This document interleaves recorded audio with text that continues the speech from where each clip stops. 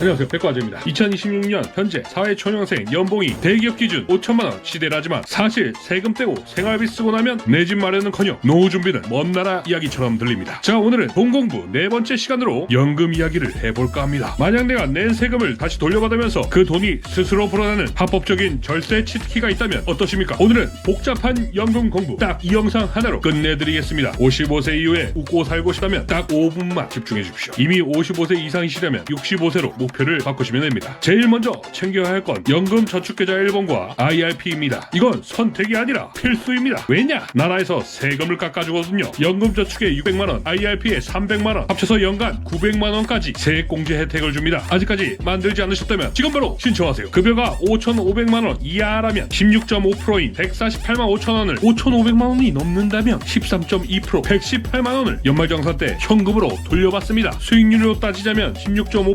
13.2%, 그걸 먹고 들어가는 거죠. 은행 예금, 금리 3%인 이 시대에 이 수익률은 어마어마합니다. 물론 55세까지 묶어놔야 된다는 조건이 있지만 중도 해지만 안 하면 이보다 확실한 수익은 없을 겁니다. 그런데 저는 여기서 한 발 더 나아가서 연금저축계좌 2번을 만들고 연 900만원을 더 추가로 운용하라고 합니다. 아니 어차피 세제 혜택도 없는데 왜 안 와요? 라고 물으실 텐데 핵심은 과세 이연과 중도 인출의 유연성, 이 두 가지입니다. 첫 번째, 과세 이연. 일반 계좌에서 투자하면 배당받을 때마다 15.4%의 세금을 떼어갑니다. 하지만 연금 계좌는 안 뗍니다. 그 세금까지 재투자해서 복리 효과를 극대화하는 거죠. 두 번째, 중도 인출의 유연성. 이번 계좌에 넣은 원금은 세제 혜택을 안 받았기 때문에 급전이 필요할 때 언제든 꺼냈을 수 있습니다. 물론 세금 없이요. 투자는 하되 자금의 유연성까지 챙기는 아주 영리한 전략인 것이죠. 물론 두 번째 연금 계좌까지 개설하고 싶지 않고 난 다른 데 투자해서 더 큰 돈을 벌 수 있어 라며 하시는 분들은 네, 마음대로 하시면 됩니다. 여기에 활용 점정은 바로 ISA 계좌입니다. 연간 2천만원씩 납입이 가능한데 이건 해외 주식이나 해외 ETF에 투자하시는 분들은 무조건 이득입니다. 3년만 유지하면 수익에 200만원, 서민형은 400만원까지 비과세이고요. 초과분도 9.9%의 낮은 세율로 분리과세 됩니다. 일반 계좌의 15.4%보다 더 저렴하죠. 자, 여기서 꿀팁은 바로 3년 만기 됐을 때입니다. 바로 이 돈을 연금저축계좌 3번으로 옮기는 겁니다. 옮긴 금액의 10%, 최대 300만원까지 추가 세액공제를 또 받게 됩니다. 이렇게 자금을 분리해서 운영하면 심리적으로 이건 내 노후자금이야 라는 경계가 생겨서 함부로 깨지 않게 되는 행동경제학적 효과까지 덤으로 얻을 수 있습니다. 자, 그럼 이렇게 모인 돈 찾을 때는 어떻게 될까요? 여기서 핵심은 연 1,500만원까지 나누어 받는 겁니다. 55세부터 연금을 수령하면 나이에 따라서 3.3%에서 5.5%의 아주 낮은 연금소득세만 내면 됩니다. 연 1,500만원을 넘어가게 수령하게 되면 세금이 확 올라갈 수 있으니 딱 1,500만원까지만 가이드라인을 지키시는 게 좋은 전략입니다. 연금계좌는 나중에 돈을 찾을 때 법적으로 정해진 과학적인 인출 순서가 있습니다. 첫 번째, 세액공제 안 받은 원금 비과세입니다. ISA 전환금액 중 세액공제 안 받은 금액 역시 비과세입니다. 세 번째, 퇴직금, 퇴직소득세 60에서 70%를 떼갑니다. 그 다음 네 번째, 마지막으로 세액공제 받은